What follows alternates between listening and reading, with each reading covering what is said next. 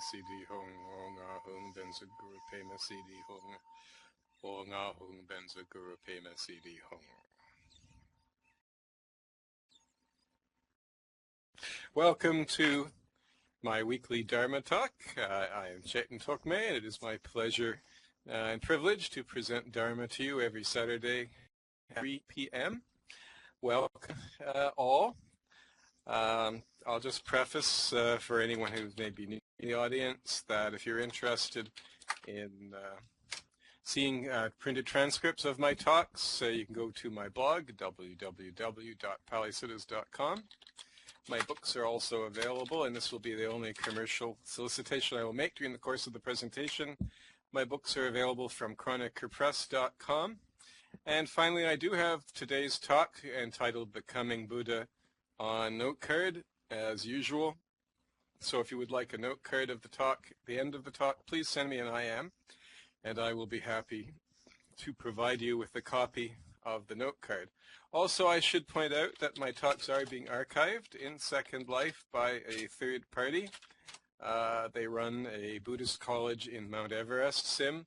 And if you go to Mount Everest, Sim, and look for the Buddhist architecture, and then find the library, and in the library on the desk you'll find a whole bunch of scrolls, which if you click, turn into my note cards of my many of my talks. We're still evaluating whether or not they have everything, but they have a lot of, certainly from the past few months at least. So, welcome, and let's proceed with today's talk, Becoming Buddha. The present age Buddha eon or Kalpa in the Buddhist historical reckoning has reputedly seen 4 Buddhas, beginning with Kakusanda, followed by Konagamana, Kassapa, and Gotama. Gotama was, of course, the historical Buddha who flourished around 440 before the Common Era, according to the date preferred by most modern scholars. The duration of a Buddha eon is equal to the time it takes for the longevity of human beings, and not necessarily Homo sapiens. When we refer to humans, I'm using the word more in the sense used by R. Buckminster Fuller. Universal intelligence, perhaps, might be a good term. To devolve from 80,000 to 10 years, and then to evolve back up to 10,000 years of age. And we'll be getting into that a little bit in the course of the talk. I'll explain that a little more satisfactorily than that brief reference. This is called an antakapa, and its duration varies greatly in the literature. However, according to the earliest sutta in which this concept first appears, the Chakawati Sihanada Sutta, or the Lion's Roar on the Turning of the Wheel, which is of course a Pali Sutta from the Pali Canon, the lifespans are reported to devolve and evolve at the rate of half of the previous lifespan per generation. This corresponds to a period of 318,710 years. Interestingly, according to current archaeological research, 300,000 to 400,000 years ago, fire was first being used by Homo erectus, one of our ancestors species, who also used rafts to traverse large bodies of water for colonizing large bodies of land. Since there will have been 5 Buddhas in this eon, the average interval between them is 63,742 years. In a later work, the non-canonical Nidhanakata commentary, this calculation is inflated to 1 year per century, perhaps to compete with the enormous Indian chronologies, and it works out to about 16 million years. Gotama will be succeeded by a 5th Buddha, who is given the name Maitreya, or in Pali, Metteyya, Jampa in Tibetan.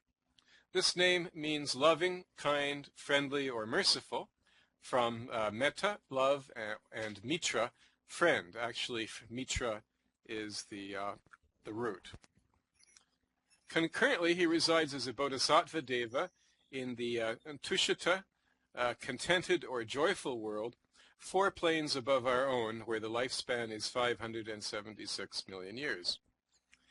A few weeks ago, an attendee at one of these talks recommended that I read The God of the Buddha by one Jamshed K.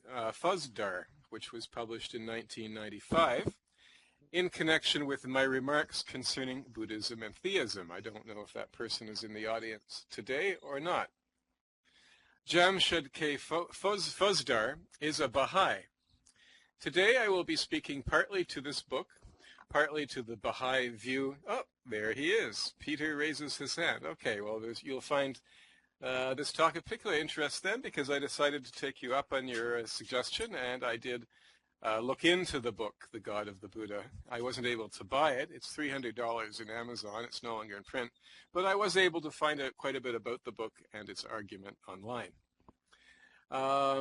Jamshed K. Fuzdar is a Baha'i.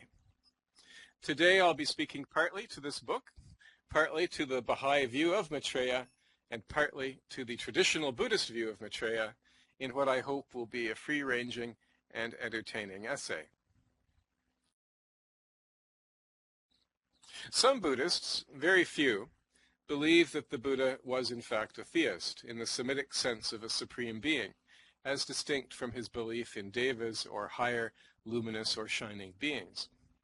They base this view on some very exacting parsing of references to the Brahma world, which they hold to refer to Brahma or God, and to the Buddha's recommendation that it was useful to aspire to union with Brahma or rebirth in the Brahma realm.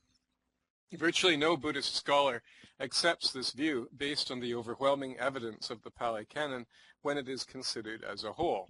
And interestingly, I have had a discussion on this very point with a Buddhist in the past, who also was one of those few that I referenced who does believe that the Buddha was a theist, a Thai Buddhist. Once again, one sees the importance of not focusing exclusively on selected passages that suit our own preconceptions or prejudices. However, this book makes a different argument based on a reference in the Udana to, quote, an unborn, unoriginated, uncreated, unformed, unquote. Similarly, theists assert that God is self-created, without predecessor or equal, and logically prior to his creation. However, to me, this is a flimsy basis in which to assert that the Buddha believed in God, as the word is understood in the Semitic traditions. For in these traditions, God is far more than an impersonal, causeless cause. He is a personality with a mind, distinct characteristics, intention, and will, who communicates with men in an articulate and deliberate way, has a plan, and prefers some individuals based on obedience to his intention, will, and plan, while rejecting and punishing others. One can pray to God, be heard, and receive a reply. One can have a personal relationship with him. I think Jews, Christians, and Muslims, the three major monotheistic religions from which Baha'ism also derives, would recognize this description as true of Adonai or Yahweh, Papa, as Jesus called him, or Allah, while rejecting the Hindu doctrine of Brahman precisely because it is impersonal. The Buddha did not deny the existence of beings like this, but he definitely denied their ultimate nature, thus contradicting the basic premise of theism. Of course, one can play any games one likes with words, but this is merely semantics. The Buddha rejected the notion of a supreme creator being because it involves an infinite regression. If there is a supreme creator being, who created him? Note, moreover, the male personal pronoun. God even has gender. Although many theists deny it, they all refer to he and him, never she or her. God is very much a father figure. To refer to Adonai, Papa, or Allah as a she is palpably absurd, a clear rewrite of history to pander to modern notions of fairness. And this is also probably the theological root of patriarchy, which continues in many theistic religions today, especially, or perhaps not especially, but including the Catholic Church. The Semitic answer to the origination question is that God is self-created from eternity. The Buddha replies that one can simply posit reality as self-existent from eternity. There is no need to posit a creator God. For this reason, it really is odd to read of the Buddha as a manifestation of God in the Baha'i worldview. such an attempt to bring Buddhism into the mainstream of theism is quite an innovation. In researching this book, I came upon the Baha'i interpretation of Buddhism as one of the 9 religions, so-called. The others being Buddhism, Christianity, Hinduism, Islam, Jainism, Judaism, Shinto, and Sikhism, and then, of course, Baha'ism itself, to make 9.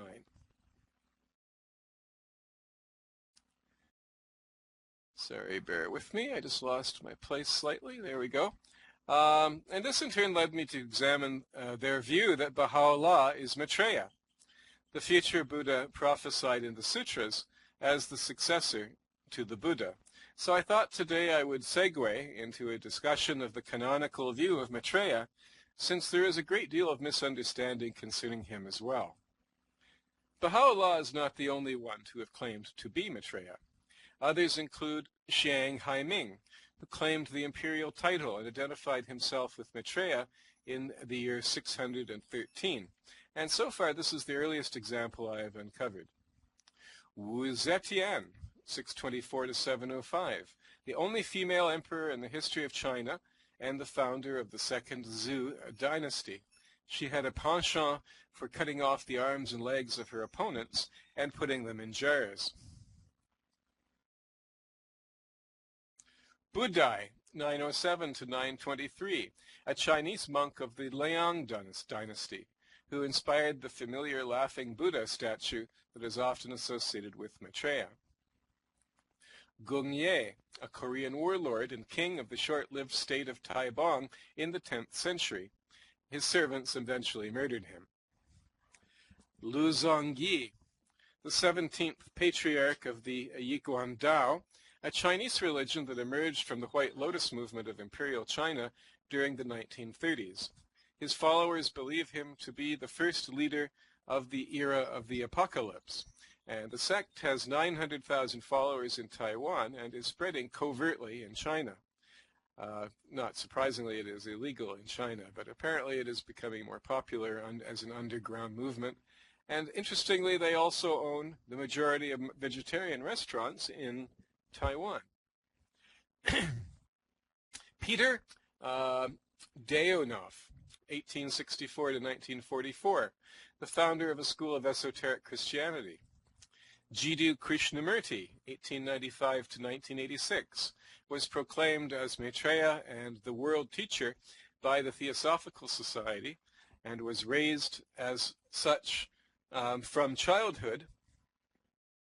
But to his credit, Krishnamurti renounced the Maitreya claim in 1929 at the age of 34, although he still allowed himself to be introduced as the world teacher when he gave a speech at the United Nations in 1984 or 1985.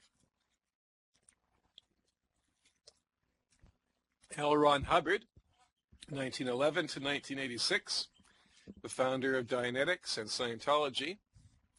Samael Aoun, spelled A-U-N, not sure to pronounce his middle name, Aoun Weor, 1917 to 1977, founder of the Universal Christian Gnostic Movement. And Claude Vorilhon, born in 1946, the only one of the list still alive, also known as Rael, or Rael, the founder and leader of the UFO religion known as Raelism. Some Muslim scholars, but not Muhammad himself, so far as I know, have claimed that Muhammad fulfilled the prophecies concerning Maitreya. Members of the Ahmadiyya community, founded in 1889 in India by Mirza Ghulam Ahmad of Qadian, believe that their founder also fulfilled the prophecy of Maitreya. Another modern figure is Benjamin Creme, a follower of Alice Bailey, who claims to have received messages from Maitreya since 1975 and who publishes purported Maitreya sightings. Creme, who also channels Maitreya, or purports to, claims that Maitreya took bodily form in 1977, is bicorporeal, and is living secretly in London, England. A Buddhist monk, Jonathan Condit, recognized Franklin Jones, 1939 to 2008, also known as Adi Da, as Maitreya in 1984. Although I haven't found any confirmation that Da himself made such a claim, The video in which Condit makes this statement is published on the Adidam website, so one might regard that as confirmation. Da also claimed to be God, hinted at in veiled terms by Condit, along with Baha'u'llah and others, but that is a different talk. Scientology, Realism, and Adidam are documented cults.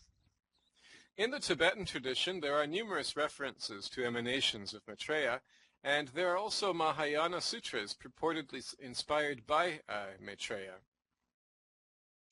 Tibetan tradition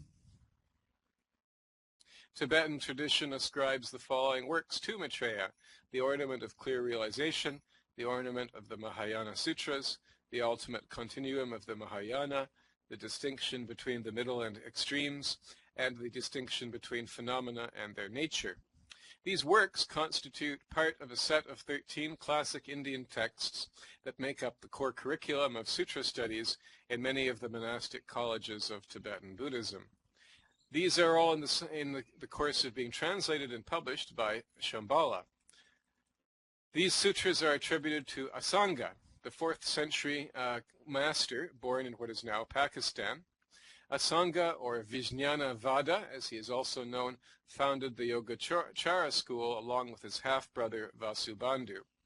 According to his biographer Paramartha, Asanga would travel in the mental body to the Tushita realm at night, where he received teachings directly from Maitreya. You may recall in my talk on Mrs. C.A.F. Rhys-Davids, the great Pali Canon translator, that she also claimed this power, not specifically communicating with Maitreya, but the power of projecting the mental body and at night, i.e. presumably during sleep. The next day he lectured on these teachings to his disciples. Sorry, just bear with me while I find my spot. However, these claims are of a different order, that is to say the Tibetan claims and also those claims concerning the Mahayana Sutras are of a different order, and I will not discuss them here. Maitreya, or in Pali, Maitreya, incidentally that picture, that is Asanga himself in that picture. Maitreya, or in Pali, Maitreya, is of course just a name.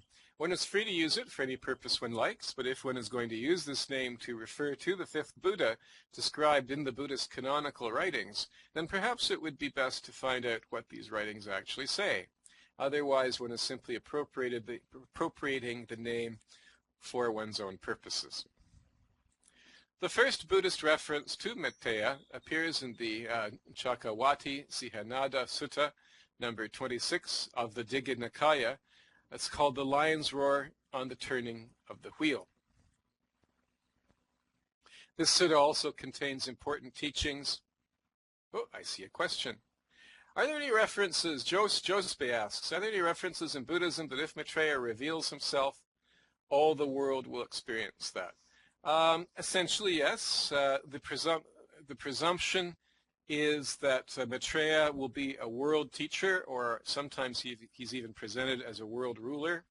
Also, there's a statement that the extent of the Dharma Sangha of Maitreya will be 10 times greater than the extent of the Dharma Sangha created by the historical Buddha, Siddhartha Gautama.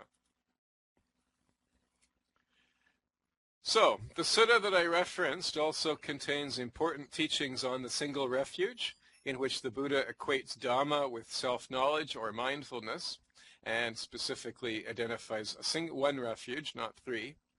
Meditation on the body, feelings, mind, and mind objects, overcoming the power of Mara through the accumulation of merit, the road to power, consisting in the concentration of intention, energy, consciousness, and investigation, accompanied by an effort of will, and metta meditation.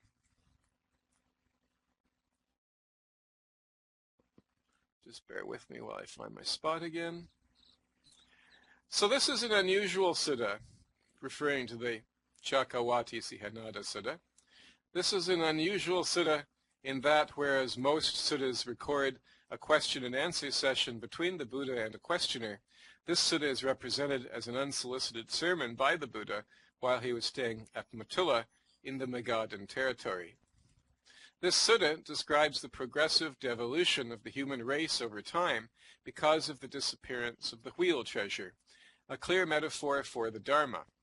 Because of bad government, unwholesome qualities proliferate, such as poverty, stealing, violence, killing, lying, wrongful sex, gossip, false opinions, and loss of respect for parents and elders, accompanied by a progressive decrease in human longevity from 80,000 to 10 years, at the end of which time people will live like animals.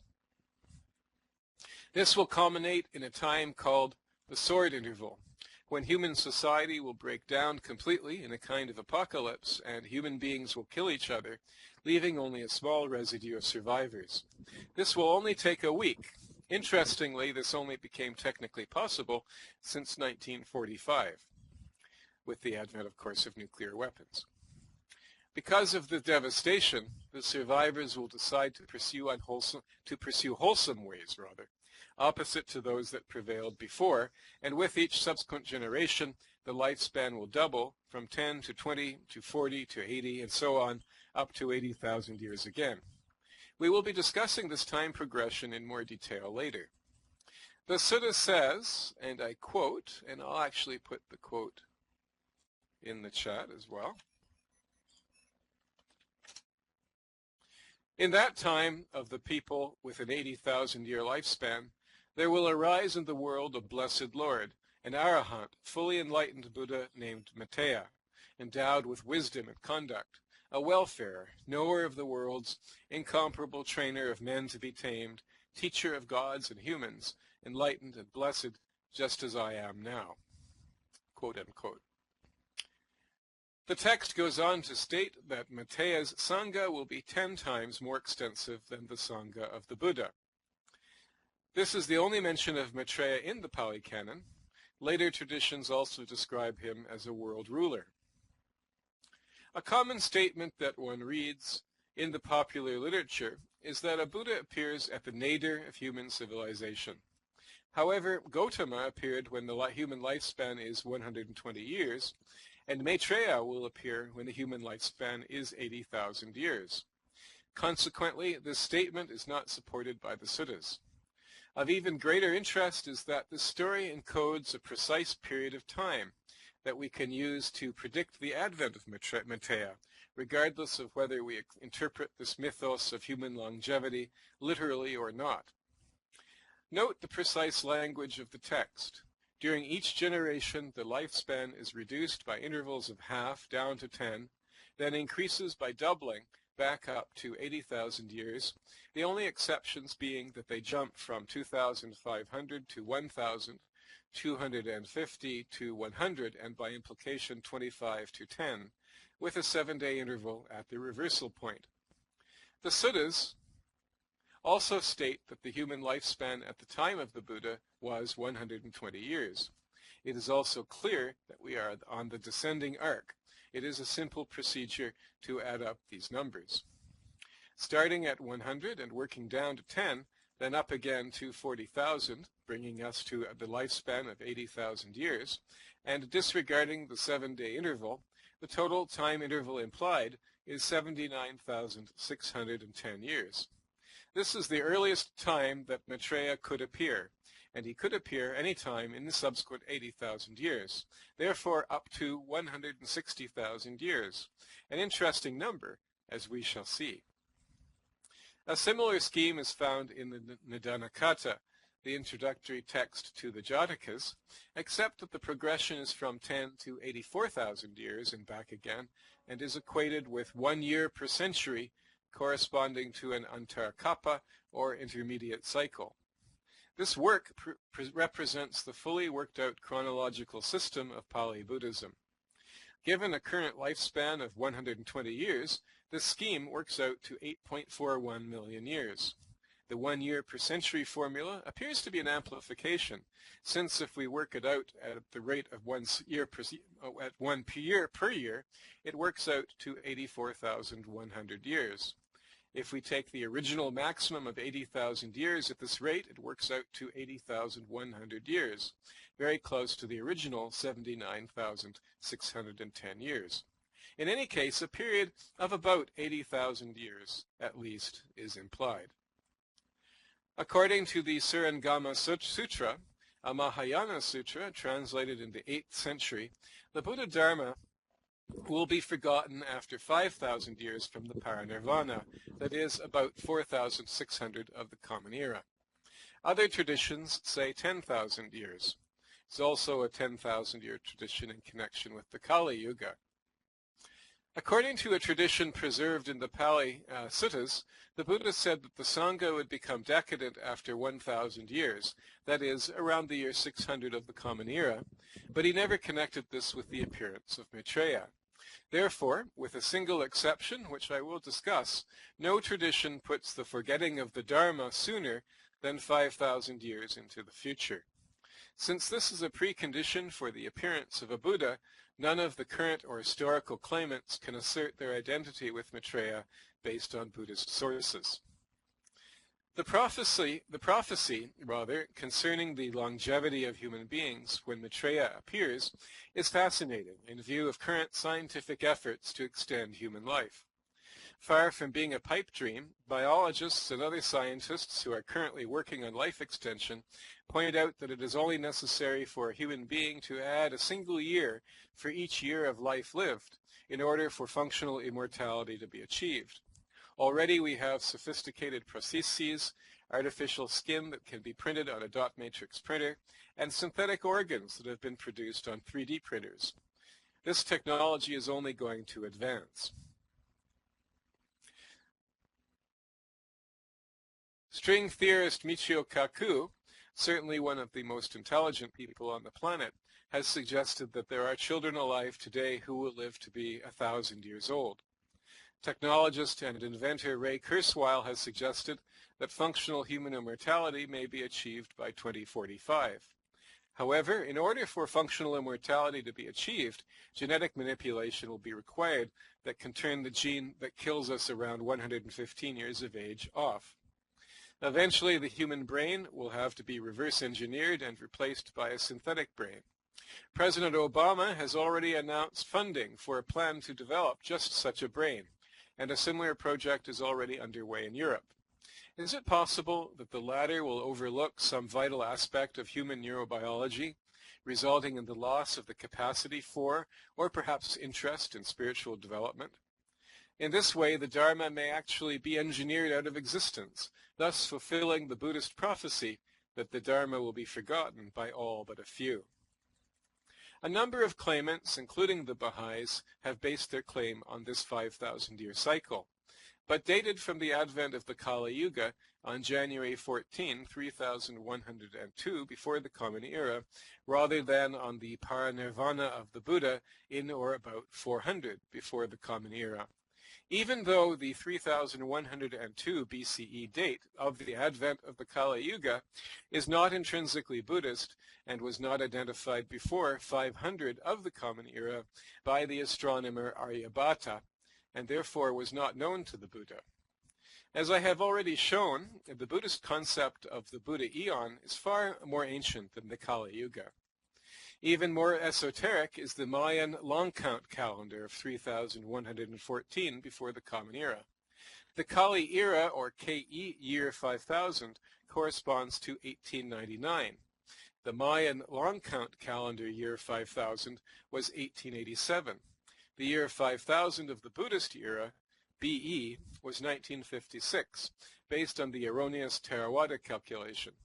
This period, 1887 to 1956, was characterized by intense interest in spirituality at the dawn of the original New Age movement that led in turn to the 1960s counterculture. The 5,000-year cycle is cited in the Brahma Vaivarta Purana in relation to the Kali Yuga, but as is well known, the Mayan cycle is really 5,125 years and ended in 2012. In order to make the Maitreya prophecy work for Baha'u'llah, the Baha'is must reinterpret the Buddhist 5,000-year prophecy with reference to the Kali Yuga instead of the parinirvana. They must also reinterpret the prophecy concerning the forgetting of the Buddha Dharma to mean the degeneration of the Dharma. However, Buddhism itself recognizes and makes a definite distinction between degeneration and forgetting. The Surangama Sutra states that 5 disappearances will precede the end of the age of Dharma: the disappearance of attainment of nirvana, the method, learning, symbols, and relics. While one might argue that the attainment of nirvana has disappeared, the method, learning, symbols, and relics are all at least partly known and remembered, and indeed experiencing something of a revival today. Therefore, these criteria have yet to be met. Even though one might argue that Buddhism is degenerate, it is certainly far from true that it has been forgotten, as this talk testifies. Finally, I will discuss the claim of one Mujin Momen, also a Baha'i, author of an article entitled Buddhism and the Baha'i Faith, also published in 1995. And he writes as follows, quote, and I'll just paste the quotation into the chat as well. In Mahayana sources, there are many more prophecies relating to the Maitreya Buddha. One of these is that found in the Mahasanapata Sutra, the Ta Chi Jing, see Cowell et al. 115-6 note, in which it is prophesied that the Maitreya Buddha would come after 5 epochs of 500 years, each from the time of Gautama Buddha. This period of 2,500 years was completed in 1956 CE, according to the traditional Buddhist calendar, quote unquote. As it happens, I have a copy of the book Mr. Momen refers to, Buddhist Mahayana Texts. F. Max Muller, not Cowell, translated the particular text he refers to, although another translation of Cowell's does appear in this book. On pages 115 to 116, there is in fact a footnote in which Muller quotes the Mahasanapata Sutra as follows. After my nirvana, Buddha speaking of course, after my nirvana in the first 500 years, all the bhikshus and others will be strong in deliberation of my correct law. In the next or second 500 years, they will be strong in meditation. In the next or third 500 years, they will be strong in much learning, that is, Bhashruta, religious knowledge. In the next or fourth 500 years, they will be strong in founding monasteries, etc. And in the last or fifth 500 years, they will be strong in fighting or reproving. The pure, that is, the white law, will then become invisible, quote unquote. Muller then adds, quote, the question therefore amounts to this, whether in that corrupt age the law of Buddha will still be understood. And the answer is that there will always be some excellent bodhisattvas who, even in the age of corruption, can understand the preaching of the law, unquote. There is no reference whatsoever in this note to the coming of Maitreya as stated by Momen. As I have mentioned in previous talks, no one accepts the accuracy of the Theravadan Buddhist era anymore, the preferred date of the parinirvana now lying between about 420 and about 380 before the Common Era approximately, or in round numbers 400 before the Common Era.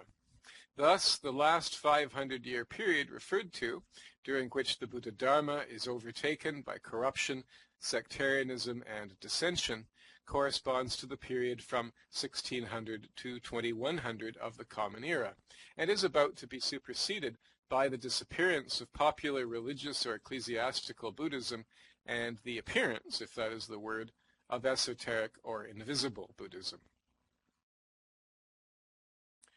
Perhaps the most telling judgment of all on the nature of the assertion that Baha'u'llah is Maitreya is the nature of Baha'u'llah's teachings themselves.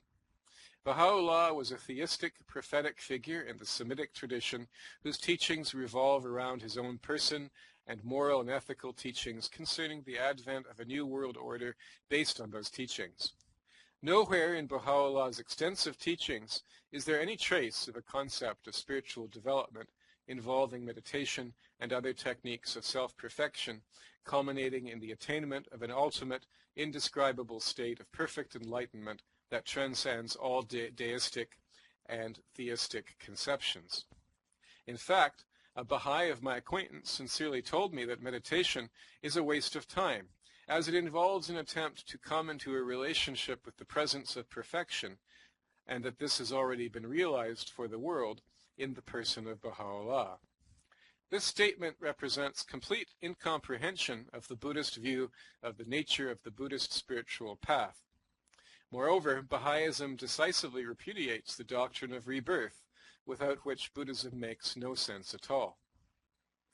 If one looks at the matter syncretically, it seems that there is no doctrinal basis whatsoever for the claim that Maitreya is alive and well in the world today, while there is some scriptural basis for the view that the 21st century represents a decisive moment in the global transmission of Dharma, which may indeed come to be associated with an emanation in the appearance of one such as Padmasambhav, if not Maitreya himself. If one wishes to appropriate this name for one's own purposes, one can do that, of course, but no such claim has any basis in Buddha Dharma. From a Buddhist perspective, none of the historical claimants passes muster. Okay, this has been a fairly wide-ranging talk, so I am going to conclude with some observations which I've derived from the talk so far. So let's summarize what we've learned from this talk. First, Gautama is not the first Buddhist, and he will not be the last. He was a reformer, not an originator. Gautama is the fourth Buddha of 5 that will have appeared during the present historical eon at average intervals of about 60,000 years. The 5th Buddha is called Maitreya, which means the compassionate one. 2. Human beings were originally very long-lived and are in the process of devolving, after which they will evolve again. Thus, every kalpa has both an ascending and a descending arc. Note that human does not necessarily imply Homo sapiens, or even any terrestrial species of Homo, of which 15 have been identified. Longevity is a characteristic of the Devas, and as we discussed in my talk, Near-Earth Realms, Fallen Angels, and Human Beings in Buddhist Cosmology, the original humans were Devas inhabiting the realm of the radiant Devas, the Abhasara, when they fell into progressively more material and sensual worlds. Finally, we are born into the bodies of animals which undergo a period of evolution. This must have occurred about 160,000 years ago, according to the original Buddhist chronology. Interestingly, 160,000-year-old fossilized skulls uncovered in Ethiopia are the oldest anatomically modern humans.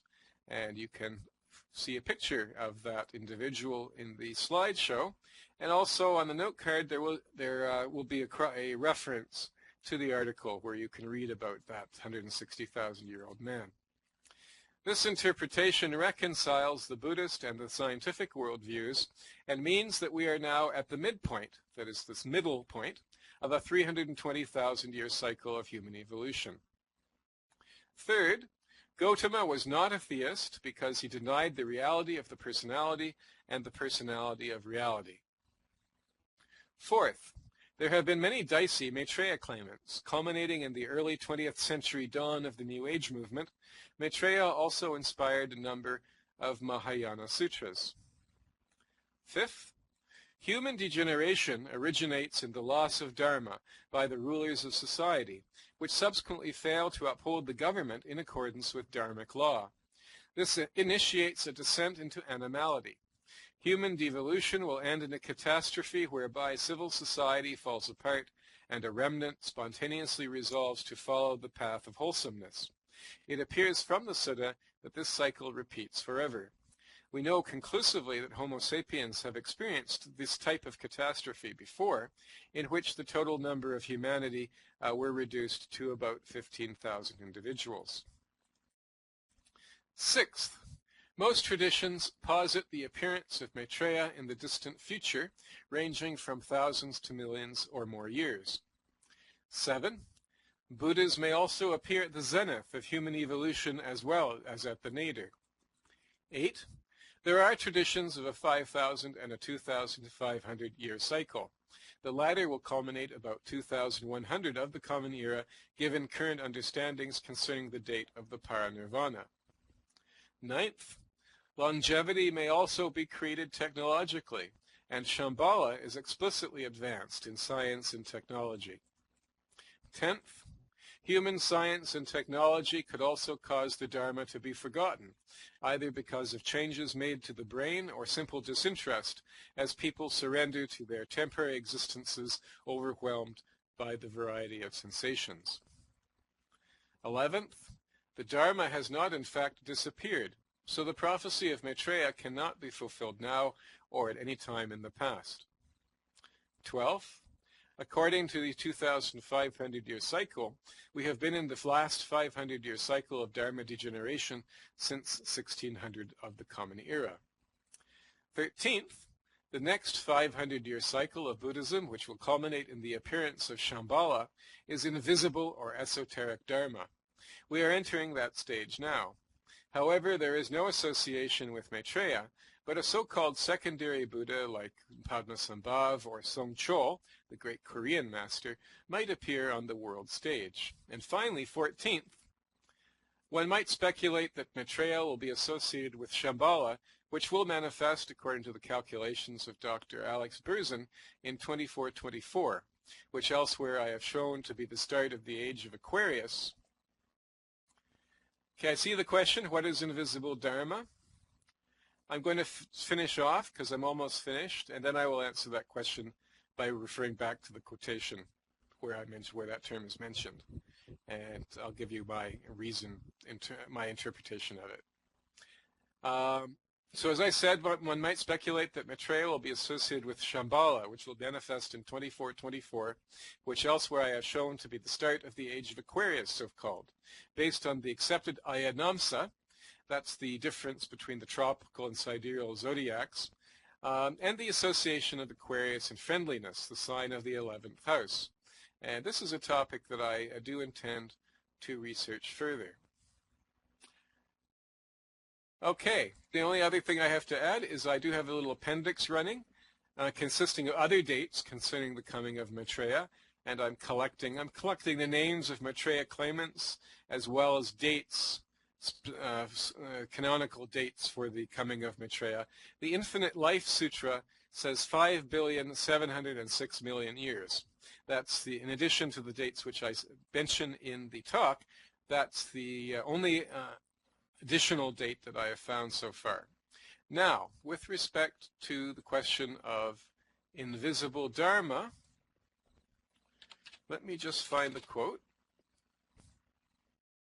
Okay, this is the quotation that from the Mahayana text, the Mahasanapata Sutra that Momen refers to in his article, which he claims states that Maitreya will come at the end of 2,500 years. Please note, I will repeat the quotation. Please note the final word of the quotation.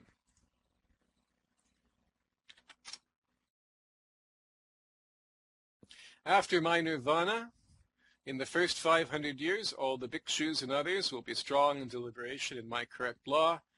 In the next or second 500 years, they will be strong in meditation. In the next or third 500 years, they will be strong in much learning. That is, bahushruta, religious knowledge. In the next or fourth 500 years, they will be strong in founding monasteries, etc. In the last or fifth 500 years, they will be strong in fighting or reproving. The pure, that is the white law, or literally the white law, will then become invisible, the word you're asking me about. Please note, before I go on to discuss my interpretation of the word invisible, that this quotation does not, in fact, mention Maitreya. However, the word invisible suggests two possible interpretations, either that Dharma will be forgotten or that Dharma will become hidden or esoteric. And Muller, the great translator, who translated this passage, adds, immediately following the passage, the following note. The question therefore amounts to this: whether in that corrupt age the law of Buddha will still be understood. And the answer is that there will be always some excellent bodhisattvas who, even in the age of corruption, can understand the preaching of the law, unquote. He's saying that obviously in the context of the proper interpretation both of this sutta and another sutta which also mentions the 2,500-year cycle, which is why he's putting this quotation in a footnote in the first place. So, combining those two statements together, I arrive at the conclusion or interpretation that what is being described is the advent of an age when Dharma will be largely forgotten, when organizationalist or ecclesiastical or religious Buddhism will largely disappear, and that true Dharma will become rare and refined and hidden or invisible, or in my terminology, esoteric. And that will occur around the year 2100, according to that prophecy.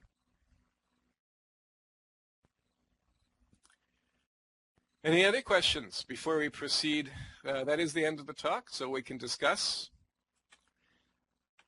If you have any questions, we can discuss it, and if not, then we can proceed with the dedication of merit. Jospe says, or maybe it will be taught, know, or been aware of on an inner level. Yes, essentially that's essentially what I'm saying. I think that's consistent with my interpretation, with my understanding.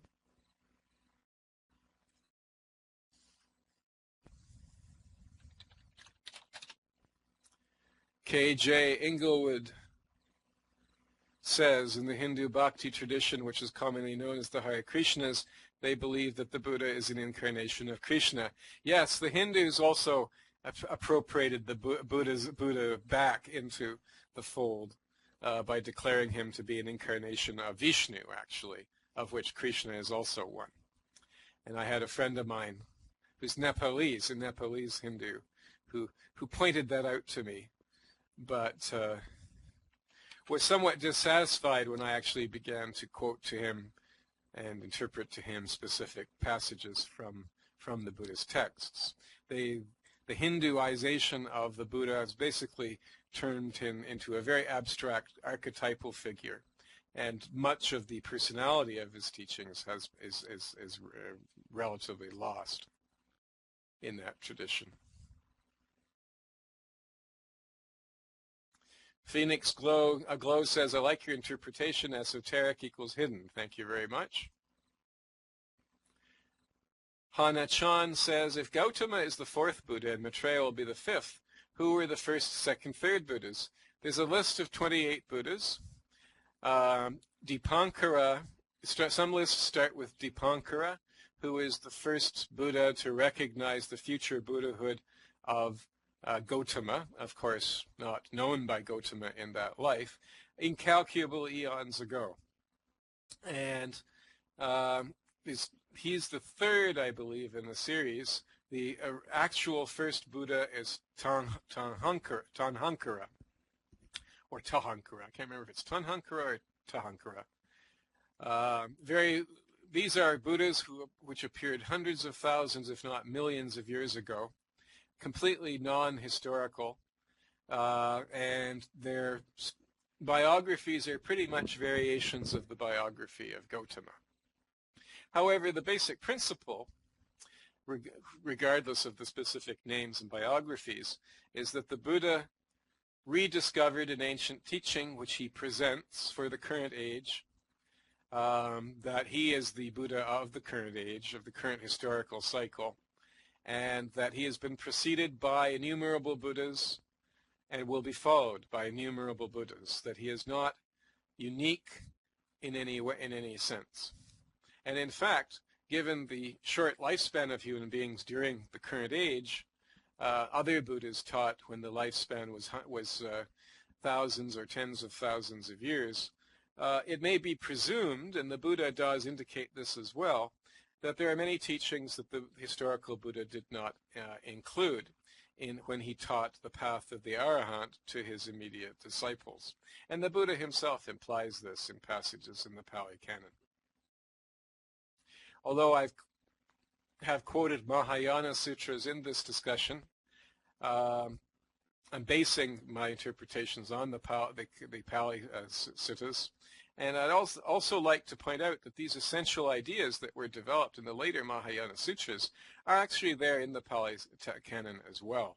So to think of the Pali Canon, especially the Nikayas, in a sectarian way is really a mistake.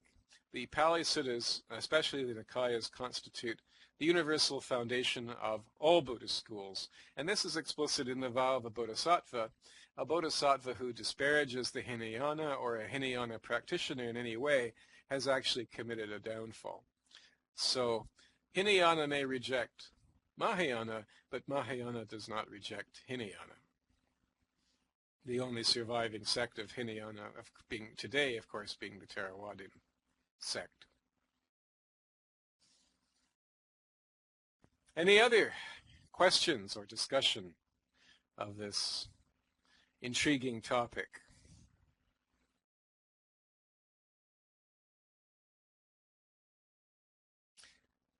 Okay.